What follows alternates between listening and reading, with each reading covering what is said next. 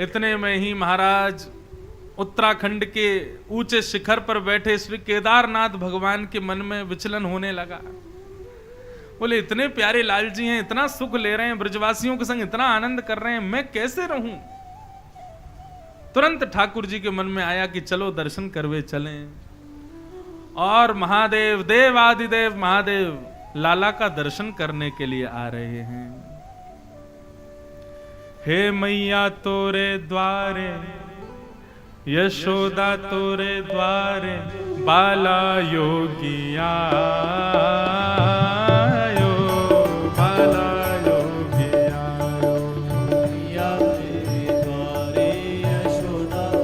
सब लोग गाओ।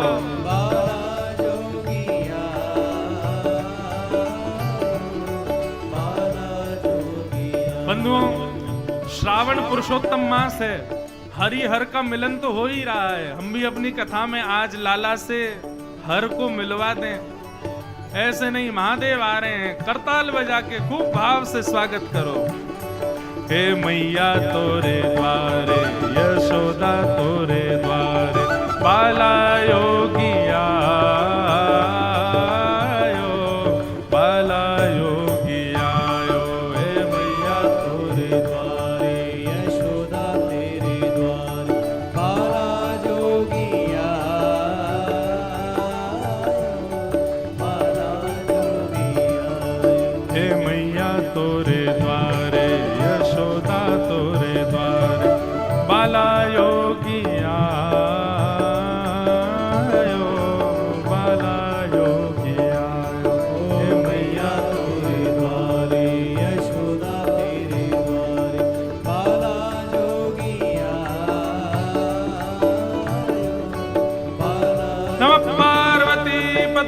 हर हर महादेव।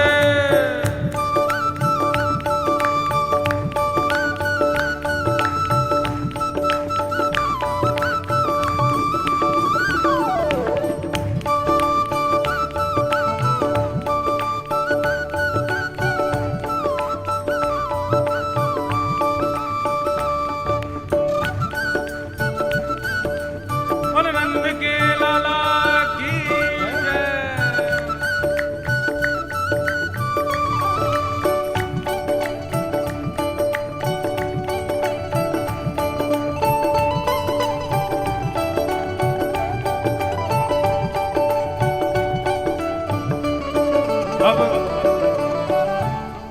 लोग मंदिर जाते हैं, ठाकुर जी के सन्मुख जाते हैं। आप लोग देखो, कभी लाल कपड़े पहन के सब आएंगी मैया, कभी सबका ड्रेस कोड है, कितने बढ़िया सुंदर बन के आप लोग सब आती हो रोज। लेकिन हमारे महादेव कैसा श्रृंगार करके जा रहे हैं लाला से मिलने के लिए। सूरदास जी वर्णन कर रहे हैं। अंग भभूत गले मुंड माला, अंग भभूत गले मुंड माला, अंग भभूत गले मुंड माला, अंग भभूत शेष नाग लपटायो मैया, शेष नाग लपटायो। हाँ मैया शेष नाग लपटायो मैया, शेष नाग लपटायो। और बांको तिलक भालू में चंद्रमा, बांको तिलक बांको त्रिपुंड भालू में चंद्रमा, बांको तिलक। और घर घर अलख जगायो, बोले घर घर अलख जगायो।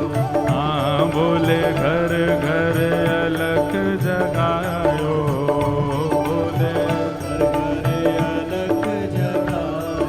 हे मैया तोरे द्वारे, यशोदा तोरे द्वारे, बाला योगिया बाला योगिया। हे मैया तोरे द्वारे, यशोदा तेरे द्वारे, बाला योगिया बाला मैया तोरे द्वारे, यशोदा तोरे द्वारे, बाला योगी आयो, बाला योगी आयो, हे मैया तेरे द्वारे, यशोदा तेरे द्वारे, बाला योगी आयो, बाला योगी आयो। गोकुल में महादेव पहुंचे हैं, त्रिपुंड लगाया है, मुंडों की माला पहनी है, भस्म लगा रखी है पूरे अंग पर, और महाराज इतने आनंद में हैं। क्यों? लाला का दर्शन करने के लिए आए, देहाभिमान से शून्य हैं, डमरू बजा रहे हैं, अलाप निरंजन सब जगह बोलते हुए जा रहे हैं।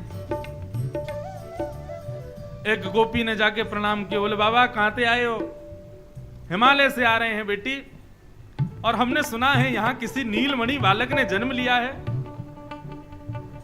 हम जोगी हैं, हस्त रेखा भी देखना जानते हैं और चरण रेखा देखना भी जानते हैं।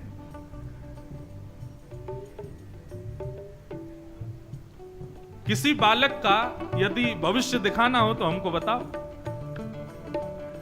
गोपी बोली, अरे हमारे नंद जी के लाला भयो है, जादना से भयो बादना से नजर लग गई है, ऐसी राक्षसी आई, हम लोगों ने बाकू जैसे तैसे मारो है। बाबा आप तो ऐसा कोई कवच दे जाओ कि हमारे लाला को फिर कभी कोई नजर गुजर नहीं लगे, ऐसे राक्षस राक्षसी कभी अला बला के रूप में हमारे लाला पे नहीं आए। महादेव बोले अभी लेके चलो, ऐसा कवच पहना जाएंगे कोई राक्षस नहीं आएगा। गोपी ने जाकर के मैया से कही, मैया बाहर एक जोगी आयो है, और वह जोगी को मैं लेके आई हूं, वो लाला को ऐसा कवच पहना के जाएगा, ये जैसी राक्षसी आई ना पूतना, ऐसी अला वाला कभी हमारे लाला के ऊपर नहीं आएगी। अच्छा, मैया का स्वभाव पता कैसा है? मैया कुछ भी ठाकुर जी के सामने ले जाती है, पहले उसका परीक्षण खुद करती है, पहले खुद देखती है, और लाला के योग्य होगा तब लाला के सामने ले जाती है। मैया ने अटारी से देखा, महाराज मुंडों की माला, सर्प नाच रहे गले में, और भाल पे चंद्रमा है, त्रिपुंड लगा रखा, भस्म रमा रखी है महाराज, पूरे मुंह सब ढके हुए, आंख ही आंख दिख रही हैं, ये मूंछ महाराज अलाप निरंजन कह करके चिल्ला रहे हैं। मैया बोली, अरे गोपी या के सामने या की गोद में दूंगी अपने लाला को? बोले मैया अरे जोगी है। बोले जोगी है तो कहावे हो, या को रूप देख, या को स्वरूप देख, इतने कठोर के हाथ में अपने लाला को दूंगी, डर जाएगा। बोले मैया अब तो मैं वाकु लिया ही, अब क्या करूं? बोले काम कर, थाली सजा के ला, रत्नंते मेवानते बढ़िया बढ़िया सामग्री या को दे दा के छुट्टी कर देंगे।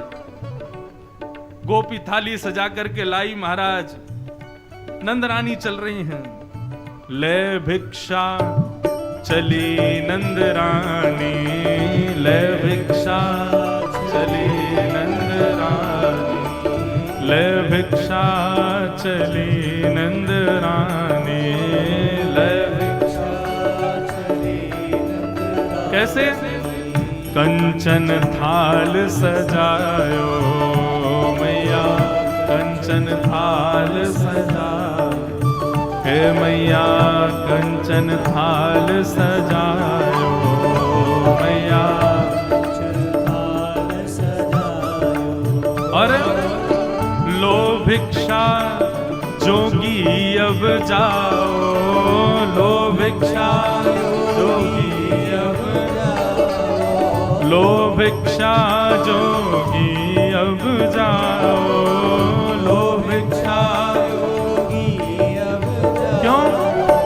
मेरो लाल है डरायो मैया, मेरो लाल है डरायो, ओ मैया मेरो लाल है डरायो मैया, मेरो लाल है डरायो। ओ मैया तोरे द्वारे, यशोदा तोरे द्वारे, बाला योगिया आयो, बाला योगिया आयो, हे मैया तेरे द्वारे, यशोदा तेरे द्वारे, बाला योगिया आयो, बाला योगिया आयो, हे मैया तोरे द्वारे, यशोदा यशोदा तोरे द्वारे बाला योगी आयो, बाला योगी आयो हे मैया तेरे द्वारे यशोदा तेरे द्वारे बाला योगी आयो। सोने की थाल में रत्नों को सजा करके मैया ले गई। नेत्रों में कृष्ण दरस की आस लेकर के महादेव गए हैं। तीसरा नेत्र फड़फड़ा रहा है। बोले क्यों? जैसे ही कन्हैया आएंगे खुल जाएगा, तुरंत देख लेगा, आनंदित हो जाएंगे। जैसे कोई प्यासा तड़पता है वैसे महादेव तड़प रहे हैं लाला को देखने के लिए। यशोदा मैया गई और जाकर के बोली बाबा झोला आगे करो। बोले मैया झोला में लाला दोगी क्या? बोले नहीं लाला नहीं, ये लो रत्न आदि लो, जाओ यहां से। मैया हम तो आपके लाला को देखने आए हैं, हम तो उसका दर्शन करने आए हैं, आप ये क्या लेकर के आ गई हो इतनी सामग्री? बोले बाबा मैं सब जानू, ये सामग्री से ही आपको कल्याण हो जाएगा, ले जाओ याकू।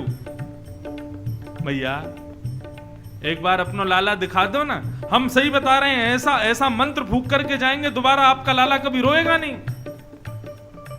मैया बोली ऐसा होना चाहिए, अब कल को गिर गए और लाला हमारो हंसन लगे तो? अरे गिरेगो तो रोना ही पड़ेगा ना। कल को कोई पीड़ा होगी, लाला रोवे ही नहीं हंसे, तो ऐसी हमको लीला नहीं चाहिए। नहीं मैया हम आशीर्वाद देके जाएंगे, जब भी लाला को पीड़ा होगी तभी रोया करेगा, वैसे नहीं रोएगा। मैया बोली नेक्स्ट से बालकन की तो पीड़ा ना होवे तो भी छोटी छोटी पीड़ा में रोने लगे, अब तो रात भर रोते ही रहेगो, दिन भर रोते ही रहेगो, हमें ऐसा आशीर्वाद ना चाहिए। मैया बाबा बोले मैया जब आप चाहोगी तब रोएगा और जब आप नहीं चाहोगी तब हंसेगा, ऐसा आशीर्वाद दे जाएंगे। मैया बोली कोई मां नहीं चाहती उसका बालक रोवे, सब माइयों ही चाहती हंस तो ही रहे, ऐसा आशीर्वाद ना चाहिए। हमारो लाला जैसो है, सुख में सुखी दुख में दुखी वैसो ही रहे। और बाबा देख हम तेरे सामने नहीं लाएंगे, ये तेने भस्म लगा रखे हैं, गले में मुंडन की माला और ये सर्प तेरे ऊपर जो नाच रहे हैं ना, इन सबन को देख के मेरा लाला डर जाएगा, मैं वाकू दर्शन नहीं कराऊंगी। मैया से बोले बाबा, बोले मैया तू अभी जानती नहीं है, अवोध है, मेरे गले में तो एक सर्प है, ऐसे 1000 फण वाले नाग पे तुम्हारा लाला सोता है। मैया बोली निपूते सोवे तेरे पिताजी 1000 फण वाले पे, मेरो लाला ना सोवे। बोले नहीं वो हमारे पिताजी ही तो हैं, वही सोते हैं। मैया आइंदा मत बोलियो 1000 फण वाले नाग पे सोवे मेरो लाला, नहीं कराऊंगी दर्शन। महादेव के नेत्रों में छोटे छोटे बिंदु आ गए अश्रु के। ना चाहिए तेरी दौलत दुनिया, ना चाहिए तेरी दौलत दुनिया, ना चाहिए तेरी दौलत दुनिया, ना चाहिए तेरी दौलत दुनिया, और ना ये कंचन माया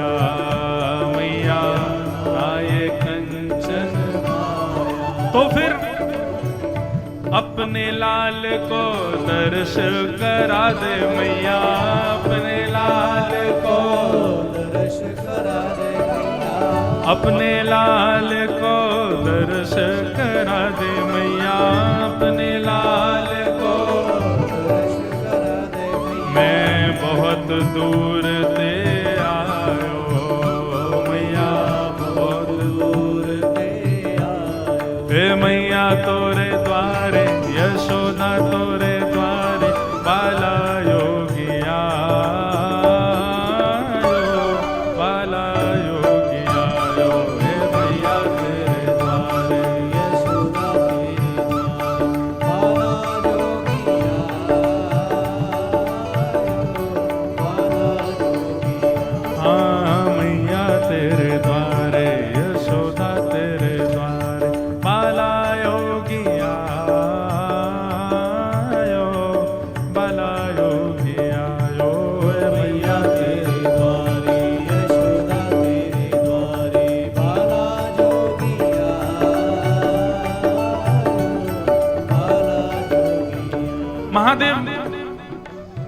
जोड़ के प्रार्थना कर रहे हैं, मैया अपने लाला से मिलवाए दो। मैया बोली, बाबा जो कहेगो सो दे दूंगी, लेकिन लाला को दर्शन तो नहीं कराऊंगी। महादेव ने वहीं त्रिशूल गाड़ा, बैठ गए। बोले हम भी तो देखें कब तक दर्शन नहीं कराओगे, कभी तो तुम्हारा लाला बाहर आएगा, तब देख लेंगे हम। मैया ने नंद भवन के दरवाजे बंद कर दिए। बोले अपने लाला को घर में ही बुड्ढो करा दूंगी, लेकिन तो दर्शन नहीं कराऊंगी। महादेव रोने लगे। बोले इतना भी हट क्यों कर रही हो मैया?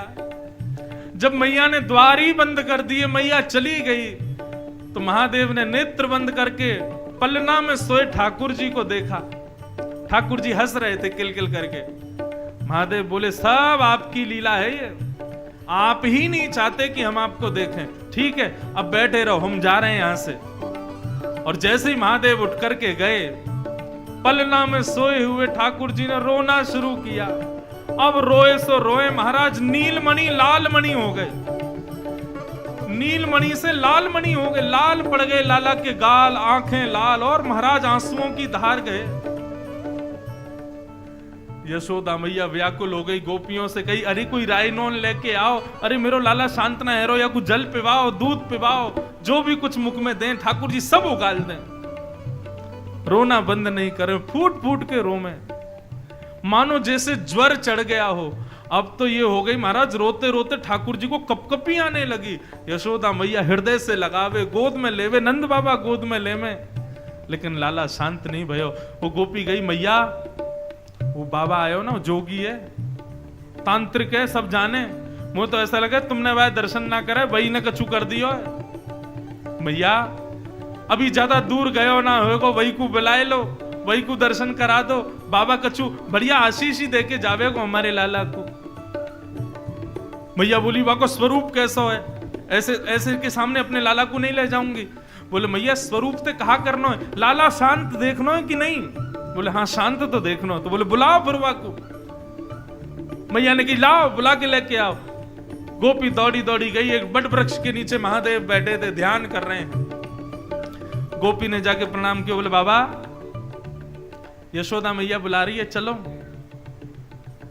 बाबा बोले समय नहीं है हमारे पास, जाओ लौट जाओ, हम कोई खाली थोड़ी बैठे हैं। इतनी प्रार्थना कर रहे थे, याचना कर रहे थे, लेकिन तुम्हारी हटीली मैया ने हमको दर्शन नहीं कराया। बोल दो मैया से नहीं आना हमको, वो फिर से कोई रत्नों की थाली ले आएगी, नहीं चाहिए हमको।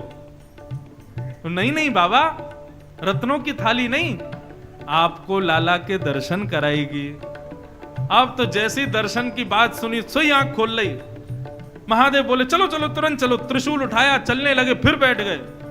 गोपी बोली अब कहां गए हो? बोले अब दर्शन से काम नहीं चलेगा, फीस दुगनी लगेगी। बोले क्या? बोले पहले तो हम दर्शन करके चले जाते, लेकिन अब तो हमारी गोद में लाला को देना पड़ेगा, हम लाला को लेके नाचेंगे, गाएंगे, आनंद करेंगे, तब जाएंगे। गोपी बोली बाबा जो मांगोगे सो देंगे, चलो। लाला रो रहे हो हमारो। इतने में महाराज नाचते हुए तांडव नृत्य कर रहे हैं गोकुल की गलियों में, और महादेव नृत्य करते हुए आ रहे हैं। अलाक निरंजन, पूरा गोकुल इकट्ठा हो गया। नंद भवन में लाल जी की आवाज गूंज रही है रोने की। जैसे ही महादेव ने प्रवेश किया, यशोदा मैया की गोद में लेटे हुए लाल जी ने जैसे ही महादेव को देखा, आंखों में आंसू तो हैं, लेकिन मुख पर किलकारी आने लगी, हंसने लगे। बोले बाल कृष्ण लाल की, हंसने लगे ठाकुर जी। जैसे ही लाल जी को देखा है, सूरदास जी कहते हैं महादेव ने सबसे पहले तो यशोदा की गोद में लाल जी हैं, तो पहले मैया सहित लाल जी की 5 परिक्रमा लगाई है। पंचवेर परिक्रमा करके, पंचवेर परिक्रमा करके, पंचवेर परिक्रमा करके, पंचवेर परिक्रमा, और श्रृंगीनाद बजायो भोले, श्रृंगीनाद बजायो, हाँ बोले श्रृंगीनाद बजायो, बोले श्रृंगीनाद बजायो, सूरदास बलिहारी आपे, सूरदास बलिहारी आपे, सूरदास बलिहारी आपे, सूरदास बलिहारी आपे। ओ अपनो भाग्य बढ़ायो, बोले अपनो भाग्य बढ़ायो। हाँ बोले अपनो भाग्य जगायो, बोले अपनो भाग्य जगायो। हे मैया तोरे द्वारे, यशोदा तोरे द्वारे, बाला योगिया बाला योगिया। हे मैया तेरे द्वारे, यशोदा तेरे द्वारे, बाला जोगिया बाला जोगिया। हे मैया तोरे द्वारे, यशोदा तोरे द्वारे, बाला योगिया बाला योगिया। हे मैया तेरे द्वारे, यशोदा तेरे द्वारे, बाला जोगिया। नमः पार्वती पतये, हर हर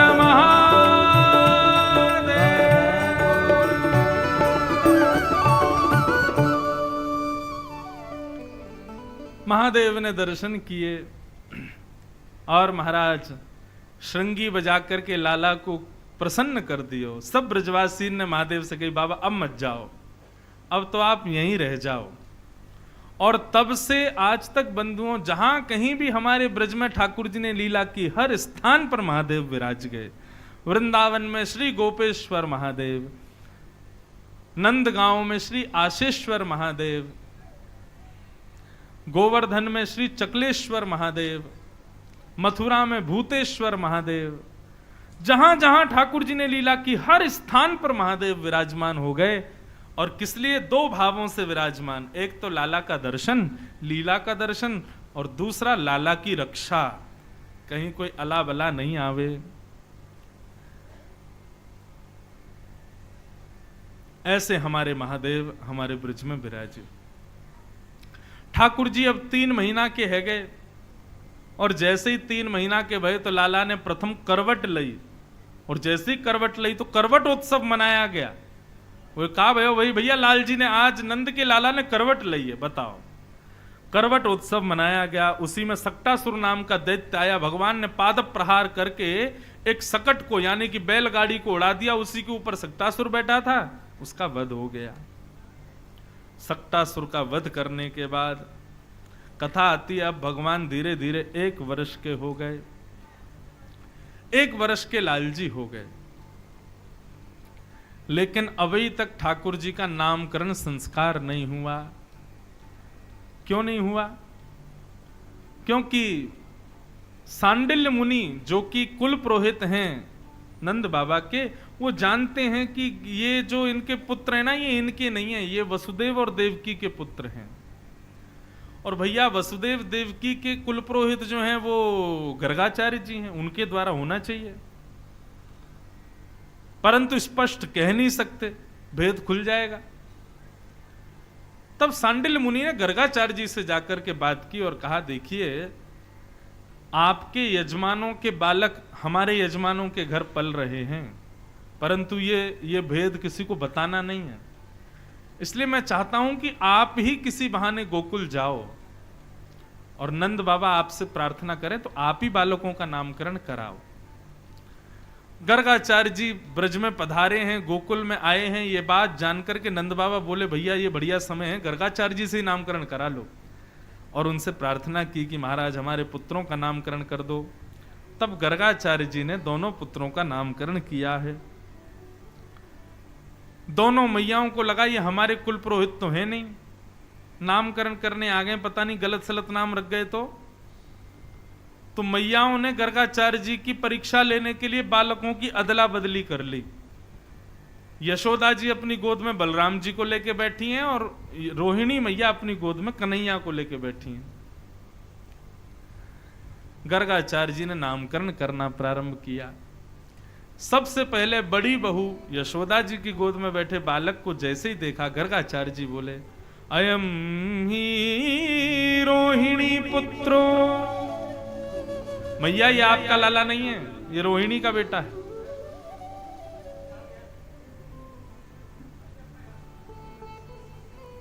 ये रोहिणी का बेटा है।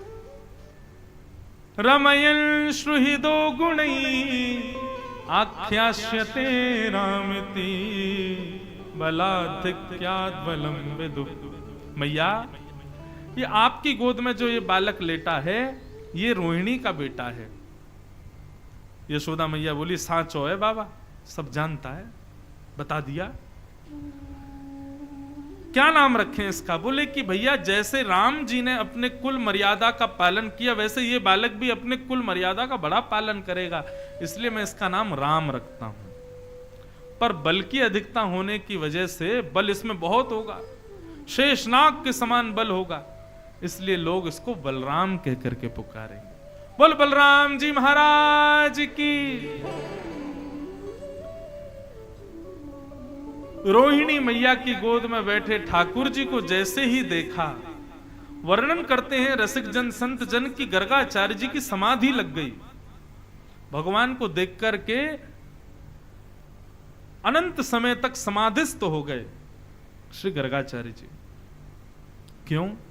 इसके पीछे बड़े कारण बताए जाते हैं, परंतु एक रसिक जन का मैं भाव सुन रहा था, बोले भैया ठाकुर जी की सेवा में जड़ चेतन सब जाना चाहते हैं, जरूरी नहीं चेतन ही भगवान की सेवा करना चाहते हैं, जड़ भी भगवान की सेवा करना चाहते हैं। कैसी सेवा? बोले कि भैया गर्गाचार्य जी की जीभ पर हिंदी वर्णमाला के सारे अक्षर प्रकट हो गए और सब प्रकट होकर के गर्गाचार्य जी से जिद करने लगे, नहीं नहीं हमसे नाम रखो, हमसे नाम रखो ठाकुर जी का, हमको सेवा में भेजो, हमारी सेवा स्वीकार करो। तो गर्गाचार्य जी सोच रहे हैं किस अक्षर से नाम रखूं भगवान का।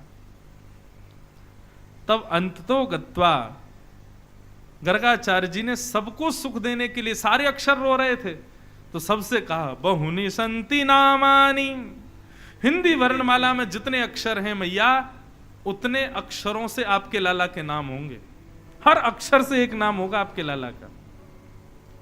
मैया बोली ऐसा मत करो, हमको आ आ ई कह के नहीं पुकारना लाला को, कोई एक नाम दे जाओ। बोले मैया ठीक है, तो मैं एक नाम रखता हूं, आपका लाला कभी पीत वर्ण का हुआ, कभी श्वेत वर्ण का हुआ, कभी रक्त वर्ण का हुआ, इस बार ये श्याम वर्ण का है, इसलिए इसका नाम मैं रखता हूं इदानिम कृष्णताम गतः। श्याम वर्ण को ही कृष्ण कहते हैं, आपके लाला का मैं नाम कृष्ण रखता हूं।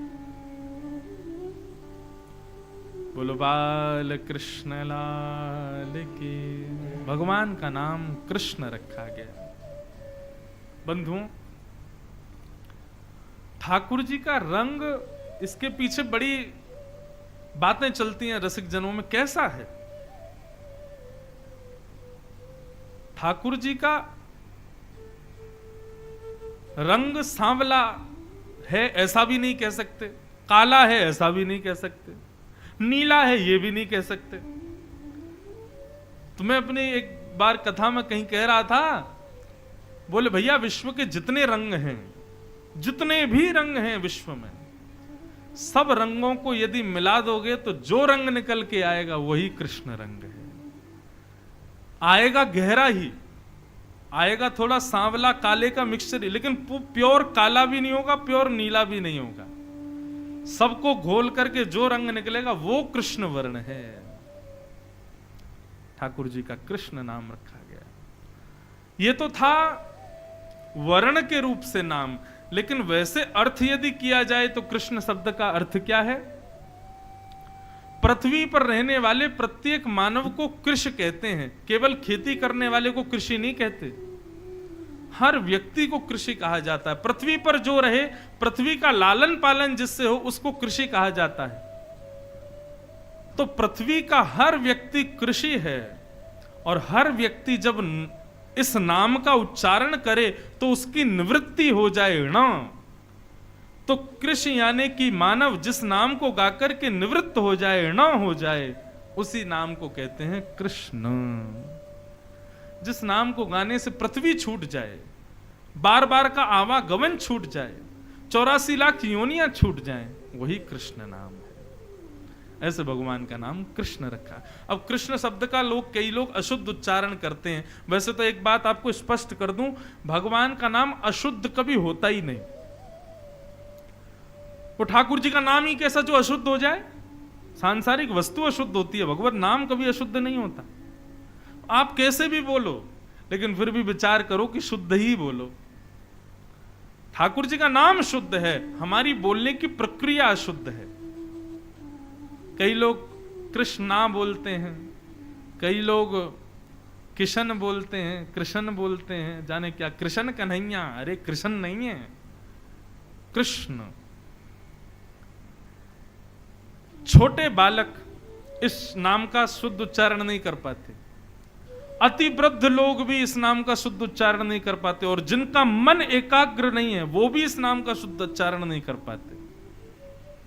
शुद्ध उच्चारण कर देंगे तो सदगति नहीं हो जाएगी।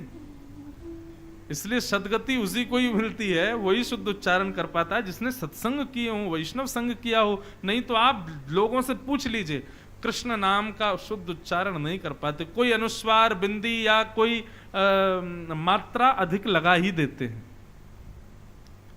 तो भगवान नाम क्या रखा गया? कृष्ण। भगवान का मधुर नाम कृष्ण रखा गया।